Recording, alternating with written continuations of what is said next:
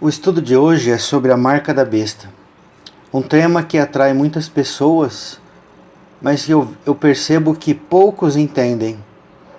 Isso inclui até teólogos, mestres, pastores e rabinos. O texto base está em Apocalipse 13, do verso 16 ao 18. A todos, os pequenos e os grandes, os ricos e os pobres, os livres e os escravos, faz que lhe seja dada certa marca sobre a mão direita ou sobre a fronte, para que ninguém possa comprar ou vender, senão aquele que tem a marca, o nome da besta ou o número do seu nome. Aqui está a sabedoria, aquele que tem entendimento, calcule o número da besta, pois é número de homem. Ora, esse número é 666.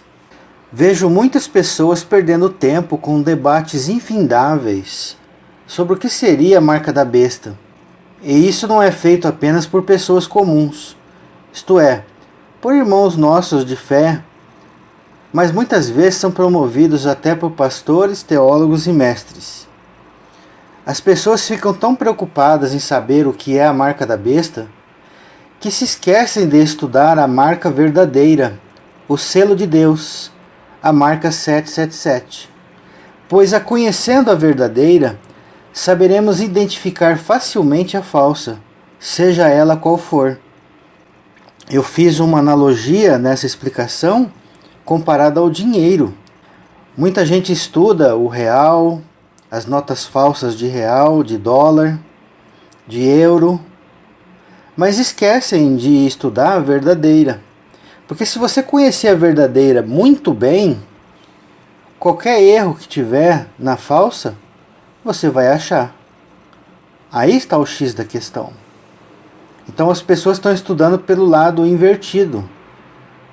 Nós vamos estudar sobre a marca da besta. E aí começam as especulações, né?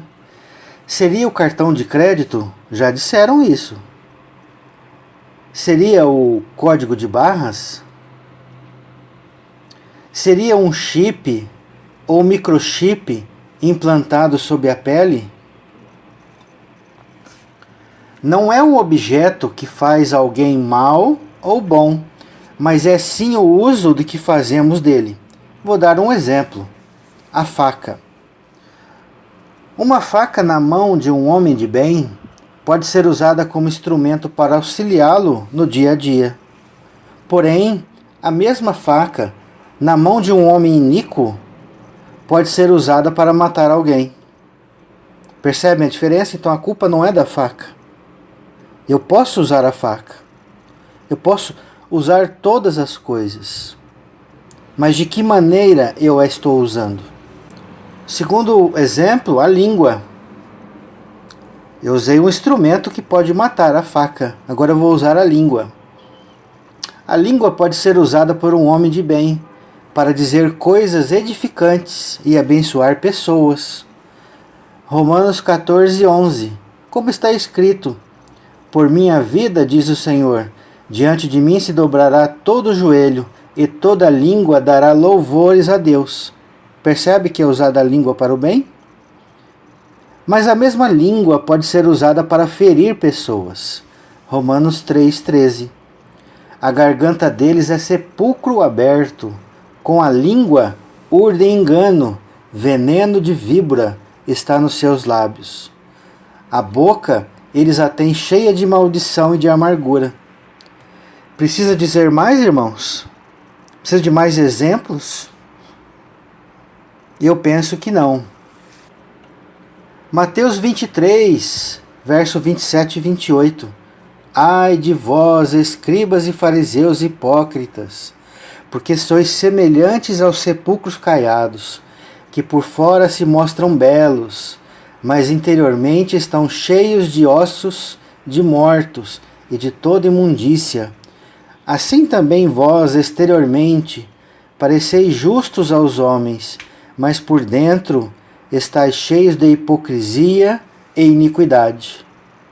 Eu posso estar usando uma Bíblia na mão, eu posso estar de terno e gravata, eu posso parecer um pastor, parecer um rabino, parecer um um teólogo inteligente. Mas e por dentro? Como que eu sou? Então as aparências, como o próprio Yeshua disse nesse texto de Mateus 23, engana. Não é pelas aparências. Não é pelo que eu estou usando exteriormente na mão ou no frontal entre os olhos que vai me dizer quem eu sou e quem eu não sou. Sobre o número 666, o número 6, a própria Escritura diz que é número de homem. Por quê? Porque o homem, ele comete iniquidade. O homem comete pecados. Por isso é que há 3 vezes o número 6. 3 vezes o número 6 é uma confirmação de que são práticas de homem. O que é 666? É o homem se exaltar, é o homem ser vaidoso, é o homem ter as paixões carnais. É dirigido pelo espírito do mundo. Vai fazer dela uma pessoa soberba. Vai fazer dela uma pessoa assim que se considera acima das outras pessoas. E até inclusive do próprio Deus. Vamos conhecer um pouco sobre a marca verdadeira. Deuteronômio 6, do 4 ao 8. Ouve Israel, o Senhor nosso Deus é o único Senhor. Amarás, pois, o Senhor teu Deus de todo o teu coração, de toda a tua alma e de toda a sua força. Essas palavras que hoje te ordeno estarão no teu coração. Tu as inculcarás a teus filhos e delas falarás assentado em tua casa e andando pelo caminho, e ao deitar-te e ao levantar-te. Também as atarás como sinal aonde? Na tua mão, e eles serão por frontal entre os olhos. Está vendo a nota verdadeira? Está vendo a marca 777 verdadeira? Onde que é? É na mão e no frontal entre os olhos. Então nós temos que estudar a verdadeira. O que significa sinal na tua mão e frontal entre os olhos? Será que eu tenho que fazer alguma marca no meu corpo, exteriormente, para dizer que eu sou de Deus? O que os irmãos acham? Da mesma maneira, o homem iníquo vai precisar fazer uma marca exterior no corpo para comprovar que ele é seguidor da besta 666? Ou será que ele vai se parecer com os hipócritas que Yeshua falou em Mateus 23? Peço que vocês analisem se devemos procurar por dentro ou por fora a marca da besta. Então, sinal na mão. Tudo o que a pessoa fizer de obras. E frontal entre os olhos. Tudo que a pessoa pensar estará de acordo com a vontade de Deus e com os ensinos de Deus. Então, quando diz Deuteronômio 6, ouve, ó Israel, o Senhor nosso Deus é o único Senhor, devemos entender que nenhum outro Deus há. Mesmo que um homem se declare como Deus, nós já sabemos que é falso esse homem, porque só há um Deus. Vemos também em Ezequiel 9, como eu disse, esse livro de Ezequiel é o livrinho de Apocalipse. E ele contém muitas explicações que podem ser entendidas em Apocalipse. Ezequiel 9, do 3 ao 6, diz: a glória do Deus de Israel se levantou do querubim sobre o qual estava, indo até a entrada da casa. E o Senhor clamou ao homem vestido de linho, que tinha o estojo do escrevedor à cintura. Ele disse: passa pelo meio da cidade, pelo meio de Jerusalém, olha aí, Jerusalém, e marca com um sinal a testa dos homens, que suspiram e gemem por causa de todas as abominações que se cometem no meio dela. Está vendo uma marca aqui? Só que essa marca aqui é o 777. Mas eu repito, será que vai ter uma marca física, literal, na testa desses homens? É claro que não. Aonde que é a circuncisão? É no prepúcio? E as mulheres têm prepúcio? Aonde que é a marca de Deus? Então, que diz a Escritura? É no coração. Precisamos, irmãos, aprofundar mais no conhecimento da Escritura. Não é difícil para aquele que medita de dia e de noite. Então percebam que tem muitas pessoas se perdendo por coisas pequenas. Perdendo o que eu falo não é a salvação. É perdendo o entendimento para que possa viver a plenitude do Evangelho, para que possa viver a plenitude dos ensinos bíblicos, para não ser enganados por vento de doutrina. Cave fundo na palavra, que a própria Bíblia vai te instruir, se você tiver o desejo sincero de aprender. Se você buscar em Deus desejo sincero de conhecer as verdades. Então, continuando aqui, verso 5. Aos outros disse, ouvindo eu, passai pela cidade após ele, e sem que os vossos olhos poupem, e sem que vos compadeçais, matai. Matai a velhos, a moços e a virgens, a crianças e a mulheres, até exterminá-los. Mas a todo homem que tiver o sinal, não vos chegueis. Começai pelo meu santuário. Começai pelo meu santuário? Isso não soa familiar? O que Pedro, na sua epístola, disse? Que o juízo de Deus começa onde? Pela casa de Deus. Percebem o paralelo e a importância desse livro de Ezequiel? Apocalipse 14:1 diz: olhei, e eis o Cordeiro em pé sobre o monte Sião, e com ele 144.000, tendo na fronte escrito o seu nome e o nome de seu pai. Apocalipse 7:3 dizendo: não danifiques nem a terra nem o mar, nem as árvores, até selarmos na fronte os servos do nosso Deus. Então percebe, irmãos, que tem uma marca exterior, mas ela é simbólica, não é literal. Porque muitos exteriormente podem ser enganados. Esse parece salvo, mas é fariseu. Esse parece fariseu, mas é salvo. Então não se julgue um livro pela capa. O ditado popular já diz isso. E nós muitas vezes nos deixamos levar pela capa. Os pequenos e os grandes. Pequenos e grandes, livres e escravos, ricos e pobres. Podemos até acrescentar homens e mulheres, judeus e gregos, e por aí vai. Alcançarão a marca da besta, sem distinção de raça, de sexo, condição social e financeira. Isso é o que significa estas coisas. Do verso 16 de Apocalipse 13. Como posso comprovar isso? Colossenses 3, de 10 a 11.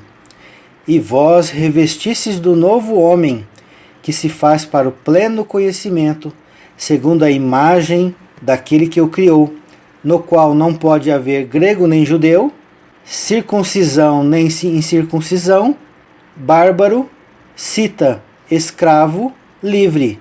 Porém, Cristo é tudo em todos.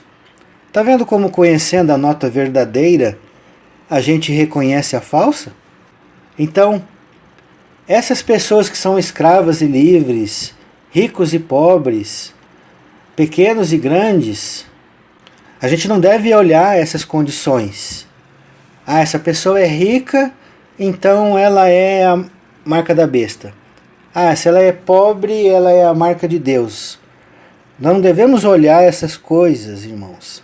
Como eu disse, não se julgue um livro pela capa. A questão do comprar e vender. Comprar e vender, citada ali na marca da besta, não são mercadorias literais, mas comprar e vender a palavra de Deus. Qual é o produto que os evangelistas vendem para as pessoas que vão anunciar o evangelho? O próprio evangelho. Só que essas mercadorias, elas devem ser vendidas, entre aspas, gratuitamente. Dai de graça o que de graça recebeste. Então muita gente interpreta como sendo: eu vou ter a marca da besta, então eu não vou poder mais comprar comida, nem bebida, nem comprar casa, nem comprar carro. Pode até ser que isso aconteça, mas não é o X da questão, não é o ponto mais importante. Quem não tiver a marca da besta não vai poder anunciar às nações. Aqueles que têm o selo de Deus vão estar proibidos de fazê-lo quando houver a perseguição dos santos. Entendem agora, irmãos? Isaías 55, verso 1 e 2, da onde eu estou embasando o comprar e vender como sendo a palavra de Deus. Ah, todos vós, os que tendes sede, vinde às águas. E vós, os que não tendes dinheiro, vinde comprai e comei. Sim, vinde comprai sem dinheiro e sem preço, vinho e leite. Está vendo como é a palavra de Deus? Vinde às águas que purificam, que lavam, que curam. Vinde e comprai sem preço vinho e leite. Vinho e leite é uma expressão usada para Yeshua. Está em Gênesis 49, a partir do verso 10. O cetro não se arredará de Judá. Quem que vem de Judá? Nem o bastão de entre seus pés até que venha Siló. Siló é Shiló em hebraico, que significa o enviado. Quem é o enviado que vem de Judá? É Yeshua. E a ele obedecerão os povos. Ele amarrará o seu jumentinho à vide, e o filho da sua jumenta a videira mais excelente. Lavará suas vestes no vinho, e a sua capa em sangue de uvas. Os seus olhos, quando estou falando de Yeshua, os seus olhos serão cintilantes de vinho, e os dentes brancos de leite. Seguindo, Amós 8, a partir do verso 11. Eis que vem dias, diz o Senhor Deus, em que enviarei fome sobre a terra. Ah, tá vendo? Não vou poder comprar comida, não vou poder comprar pão. Mas olha o que o texto diz. Enviarei fome sobre a terra, não de pão, nem sede de água, mas de ouvir as palavras do Senhor. O que é que não podemos comprar mesmo? É alimento? Então é o cartão de crédito, é o código de barra? É o microchip? Andarão de mar a mar, e do norte até o oriente. Correrão por toda parte, procurando a palavra do Senhor, e não a acharão. Procurando o quê? É alimento físico, literal? Ou procurando a palavra? Olha aí, irmãos, está na nossa cara. Os textos estão aí. Eu acho incrível pessoas que deveriam ter conhecimento das coisas de Deus não divulgar essas coisas. Teólogos, mestres, que são incumbidos de ensinar, quando vão falar do assunto da marca da besta, ficam presos a picuinhas. Ah, é o cartão. Não, é o chip. Não, é o código de barra. Não é isso, não é aquilo. Entendem como estão cegos, irmãos?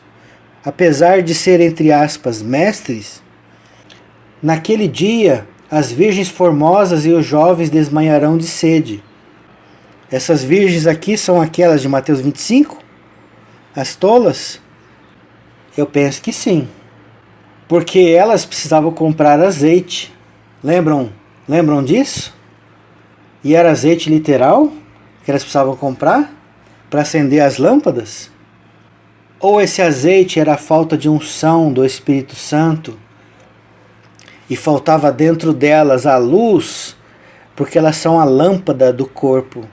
E se os nossos olhos forem trevas, quão grandes trevas serão? Não sou eu que digo, foi Yeshua que disse. Ezequiel 7, a partir do verso 25. Vem a destruição, eles buscarão paz, mas não há nenhuma. Virá miséria sobre miséria, e se levantarão rumor sobre rumor. Buscarão visões de profetas, mas do sacerdote perecerá a lei, e dos anciãos o conselho. Olha aí, a fome. Buscarão visões de profetas, mas do sacerdote perecerá a lei. Lembra de uma passagem? Lembra do texto de Oséias 4, verso 6? O meu povo está sendo destruído porque lhe falta o conhecimento. Porque tu, sacerdote, rejeitaste o conhecimento. Também eu te rejeitarei, para que não sejas sacerdote diante de mim. Visto que te esqueceste da lei do teu Deus, também eu me esquecerei dos teus filhos. Lembram lá de Ezequiel, de Zacarias, principalmente de Ezequiel, em que o Senhor está contra os pastores de Israel? Claro, quando fala aqui, é contra os maus pastores. Estes que esquecem da lei do Senhor e deixam o povo passando fome, passando sede, porque não alimentam as suas ovelhas com a palavra pura, genuína e verdadeira.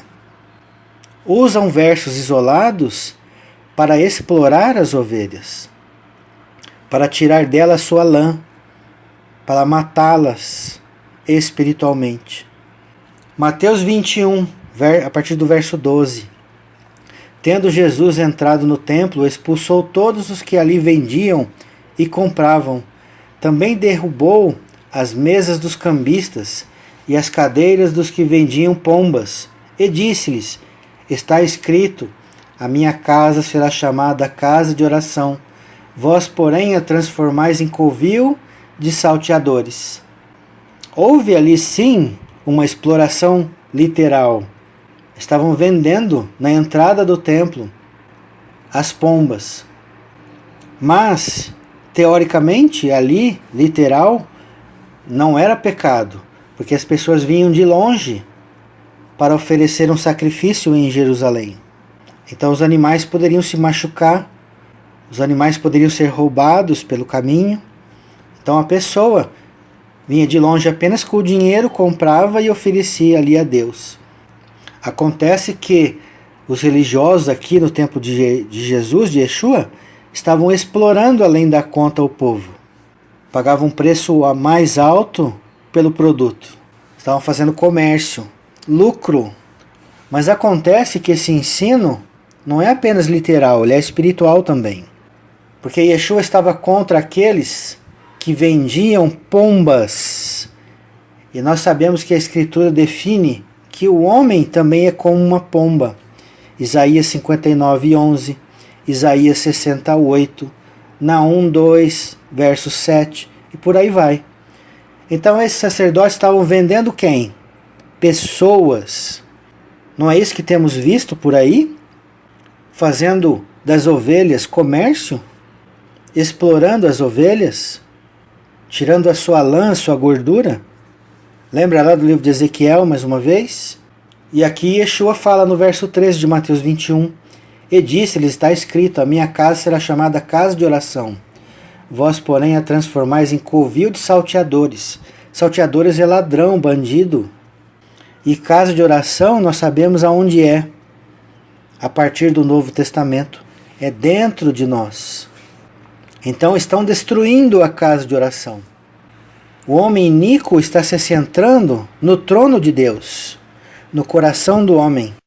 Segundo a Pedro, capítulo 2, a partir do verso 2. E muitos seguirão as suas práticas libertinas, por causa deles será infamado o caminho da verdade. Também movidos por avareza, farão comércio de vós. Olha aí, farão comércio de vós, com palavras fictícias. Está vendo que não é com dinheiro? É com palavras. Comprar e vender o evangelho do homem e não de Deus. Você está comprando um evangelho pensando que é de Deus e você vai perceber que é de homem. Comprou o gato por lebre. Sem falar em dinheiro, hein? Para eles o juízo lavrado a longo tempo não tarda e a sua destruição não dorme. Zacarias 14, olha que texto tremendo. A partir do verso 20. Naquele dia será gravado nas campainhas dos cavalos, Santo ao Senhor, e as panelas da casa do Senhor serão como as bacias diante do altar. Nós precisamos estudar os símbolos, irmãos. A Escritura é cheia de símbolos. E que os irmãos desprezam estas coisas. E aí deixam de entender. Sim, todas as panelas de Jerusalém e Judá serão santas ao Senhor dos exércitos. Então quer dizer que naquele dia eu tenho que pegar todas as panelas da minha casa e levar para ser ungida diante de Yeshua, para que aquelas panelas sejam santas? Ou as panelas não são panelas? Nós temos que ter a mente de Cristo, irmãos. Enxergar como Ele enxerga. Ele falava por parábolas, ele entendia as parábolas. Tudo que Ele falava era em parábolas. E nada do que vos falou era sem parábolas. Está nos evangelhos, não está essa frase? Então nós temos que ter a mente de Cristo, treinar a mente de Cristo, buscar ter a mente de Cristo. Verso 21. Sim, todas as panelas de Jerusalém em Jerusalém e Judá serão santas ao Senhor dos exércitos. Todos os que oferecerem sacrifícios virão, lançarão mão delas e nelas cozerão a carne do sacrifício. Naquele dia já não haverá mercador na casa do Senhor dos exércitos. Naquele dia não haverá mais mercador. Pessoas que vendem a palavra do Senhor. Nem no mau sentido, nem no bom sentido. Por quê? Vai se cumprir o que está escrito na lei e nos profetas. Aonde vai se cumprir Jeremias 31, a partir do verso 31. A nova aliança que Yeshua veio trazer. Vai escrever nos nossos corações a lei de Deus. Ou vai escrever na testa e na mão? Não, vai escrever nos corações. Olha aqui Hebreus 8, a partir do verso 10. Porque esta é a aliança que firmarei com a casa de Israel, depois daqueles dias, diz o Senhor. Na sua mente imprimirei as minhas leis, também sobre o seu coração as escreverei, e eu serei o seu Deus, e eles serão o meu povo. Esse texto está em Jeremias 31, da onde o escritor de Hebreus tirou. Mas olha o que ele disse no verso 11.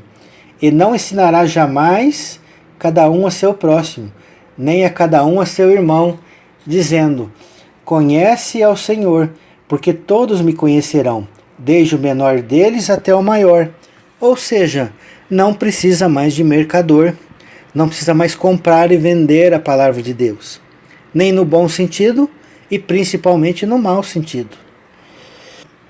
Mateus 7, a partir do verso 13. Entrai pela porta estreita, larga é a porta, espaçoso o caminho que conduz para a perdição, e são muitos que entram por ela, porque estreita é a porta e apertado o caminho que conduz para a vida, e são poucos os que acertam com ela. Acautelai-vos dos falsos profetas, que se vos apresentam disfarçados em ovelhas, mas por dentro são lobos roubadores. Pelos seus frutos os conhecereis. Por onde a gente conhece os que roubam? É pela marca na fronte? É pela marca na mão? Ou é pelos frutos? Os frutos ficam na mão e na testa? Está vendo como é conhecendo a nota verdadeira que se conhece a falsa? Colhe-se porventura uvas dos espinheiros ou figo dos abrolhos? Assim toda árvore boa produz bons frutos, porém a árvore má produz maus frutos. Quem é a árvore? Jesus está falando de árvore aqui? Ou está falando de pessoas? Entendem, irmãos? Não pode a árvore boa produzir frutos maus, nem a árvore má produzir frutos bons. Toda árvore que não produz bom fruto é cortada e lançada ao fogo. Yeshua, Jesus, vai cortar a árvore aí só porque ela não dá fruto, literal? Eis que o machado está posto à raiz das árvores. Não é isso que João disse lá, quando batizava as pessoas? Por que então não batizava as árvores? Assim, pois, pelos seus frutos os conhecereis. Nem todo o que me diz Senhor, Senhor, entrará no reino dos céus, mas aquele que faz a vontade do meu Pai, que estás nos céus. Nem todos que me chamam Senhor, Senhor.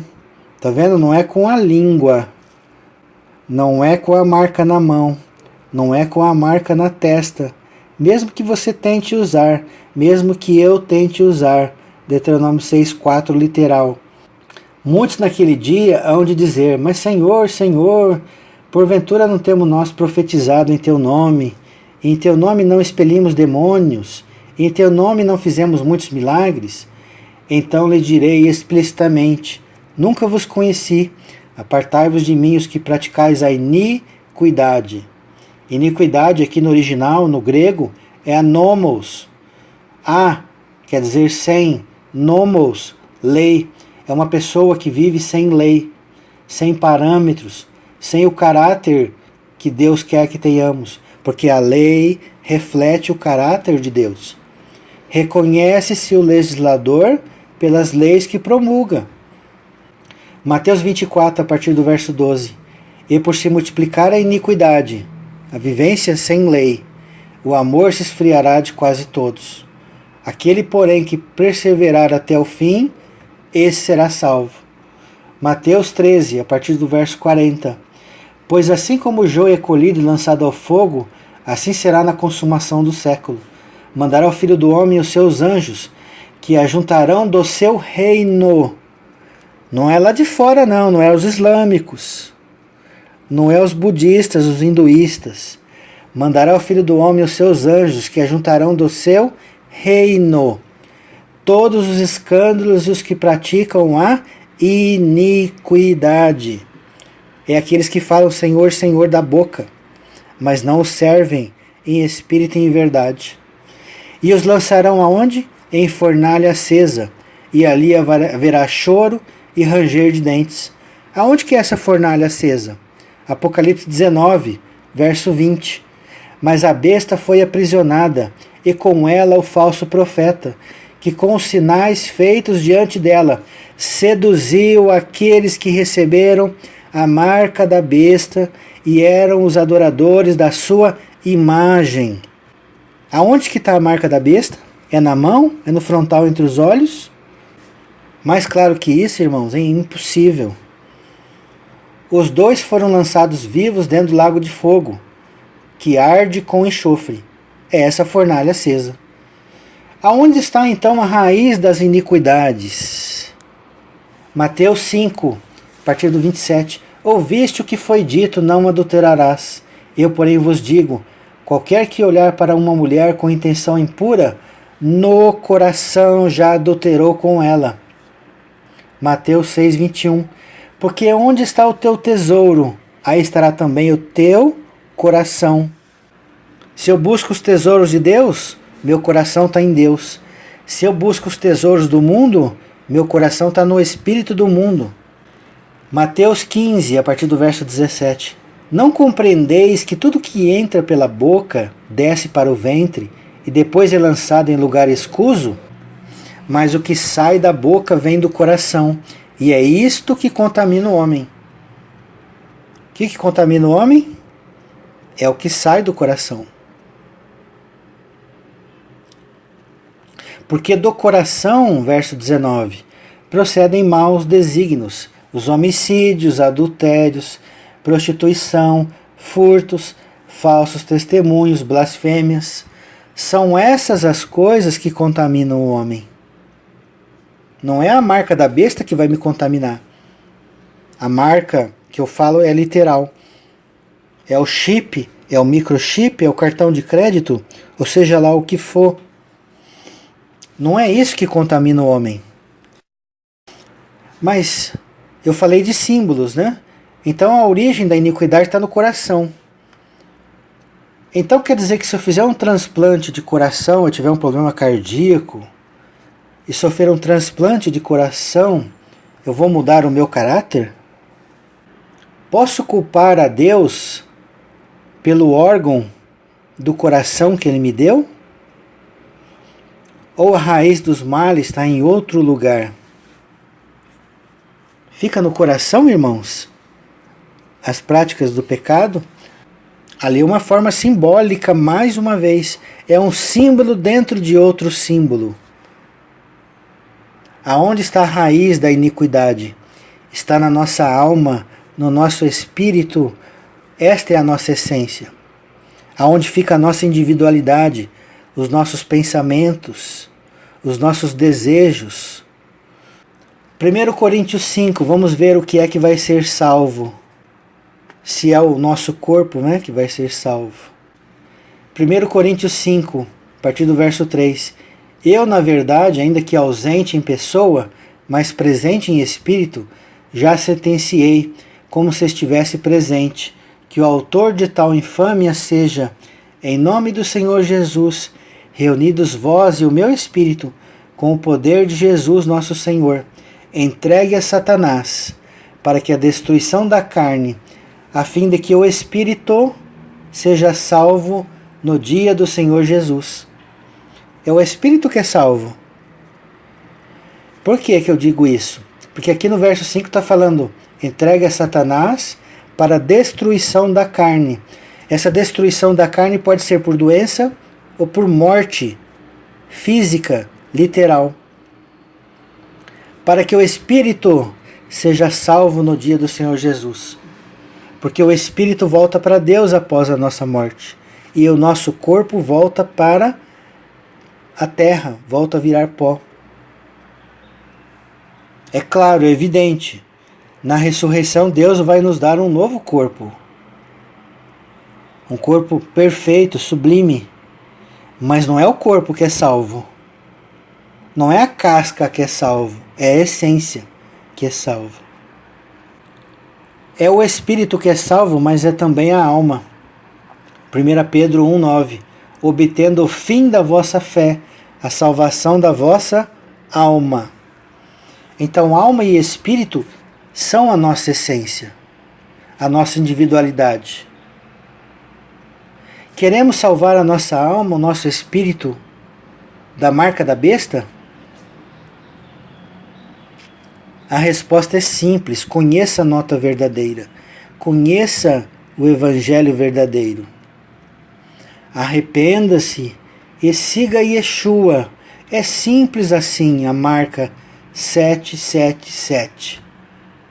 E aí, nunca mais você vai estar procurando mais a marca 666.